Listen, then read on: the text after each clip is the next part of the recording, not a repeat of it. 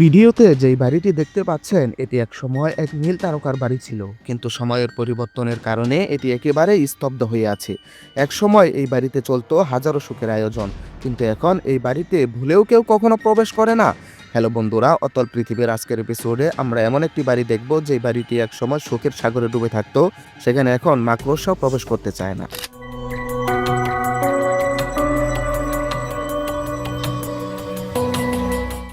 এটি এমন একটি বাড়ি যেখানে নিত্যদিন নতুন নতুন মানুষ প্রবেশ করত, সুন্দর সুন্দর আলো ঝলমল করত, আর স্বপ্নগুলো যেন দেয়ালে আঁকা থাকতো। কিন্তু আজ সেই বাড়িটি নিস্তব্ধ, পরিত্যক্ত, আর অতীতের স্মৃতিতে ভারাক্রান্ত।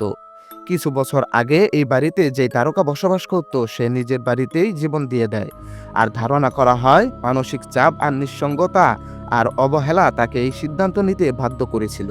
তিনি একা থাকতেন, তার খ্যাতি আর পরিচয়ের কারণে ধীরে ধীরে তার বাবা মা আত্মীয় স্বজন তার থেকে দূরে চলে গিয়েছিলেন।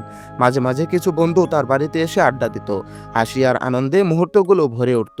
কিন্তু সেই সব সময় ছিল ক্ষণস্থায়ী। সেই তারকার মৃত্যুর পর সরকার তার এই বাড়িটিকে আনুষ্ঠানিকভাবে পরিত্যক্ত ঘোষণা করে। আজও তার ব্যবহারের আসবাবপত্র, শোবার ঘরের বিছানা, এমনকি ডাইনিং টেবিল পর্যন্ত সেই আগের মতোই এলোমেলো হয়ে আছে। এগুলো দেখে মনে হচ্ছে যেন সময় এখানে থেমে গেছে।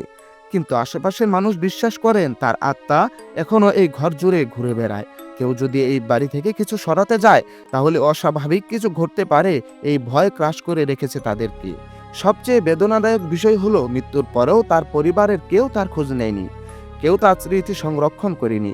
এত খ্যাতি, এত সম্পদ আর মানুষের করতালি সবই ছিল, কিন্তু শেষ পর্যন্ত তিনি রয়ে গিয়েছিলেন সম্পূর্ণ একা। এখন সেই বাড়িটি দাঁড়িয়ে আছে এক নিঃসঙ্গ শাকের মতো। বাড়িটি যেন নীরব কণ্ঠে বলতেছে, খ্যাতি আর জনপ্রিয়তা মানুষকে চিরকাল বাঁচিয়ে রাখে না, ভালোবাসার অভাব মানুষকে ভিতর থেকে ধ্বংস করে দেয়। এবং এই বাড়িটি আমাদেরকে শিক্ষা দেয়, তুমি যত বড় খ্যাতি অর্জন করো না কেন, যত ধন সম্পদ অর্জন করো না কেন, এইসব তোমাকে চিরকাল দুনিয়ায় থাকতে দিবে না। এই দুনিয়ার সময় তোমার জন্য থেমে যাবে, একদিন তোমাকে চলে যেতে হবে। তোমার রেখে যাওয়া সেই সম্পদগুলো দুনিয়াতে মরীচিকার মতো পড়ে থাকবে।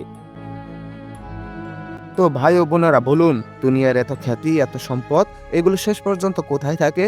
নম্রতা ও চরিত্রতা হোক আমাদের জীবনের মূল লক্ষ্য, যাতে করে মৃত্যুর পরে শুধু আমাদের পরিবার, আত্মীয় স্বজনই নয়, আমাদের আশেপাশে পরিচিত সবাই যেন বলতে পারে লোকটি অত্যন্ত সুন্দর চরিত্রের ছিল। আল্লাহ হাফেজ।